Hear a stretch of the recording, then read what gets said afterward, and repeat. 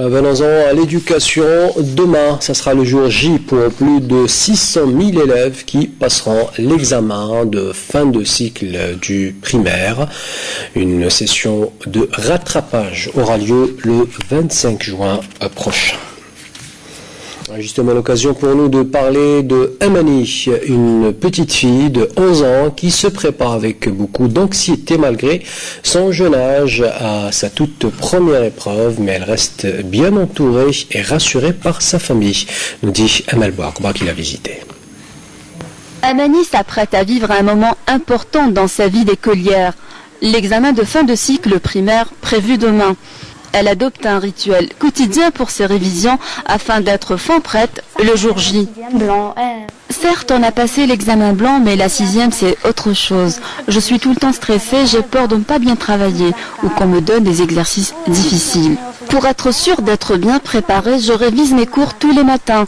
Et durant le week-end, mon père m'apporte une aide précieuse pour comprendre les cours compliqués. Je consacre aussi du temps pour me reposer et m'amuser avec mes amis. L'entourage de Amani joue un rôle important en la soutenant et en lui assurant toutes les conditions nécessaires pour passer cet examen dans la sérénité et pour mettre toutes les chances de son côté. Évidemment, je lui apporte toute mon aide. J'essaie aussi de lui apporter un soutien psychologique. C'est un simple examen. Même s'il y a une petite dose de stress, elle est vite évacuée. De toute façon, il n'y a pas de raison pour qu'elle stresse puisqu'elle a bien travaillé toute l'année.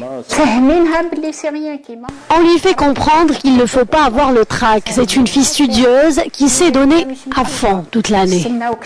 Pas question de passer tout son temps à réviser. Amani et ses camarades s'accordent aussi des moments de divertissement.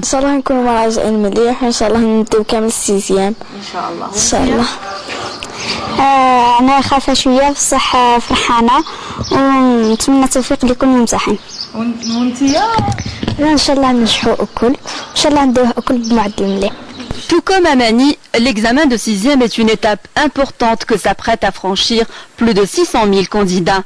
Le ministère de l'Éducation a mobilisé plus de 3000 centres d'examen à travers le pays et pas moins de 58 centres de correction.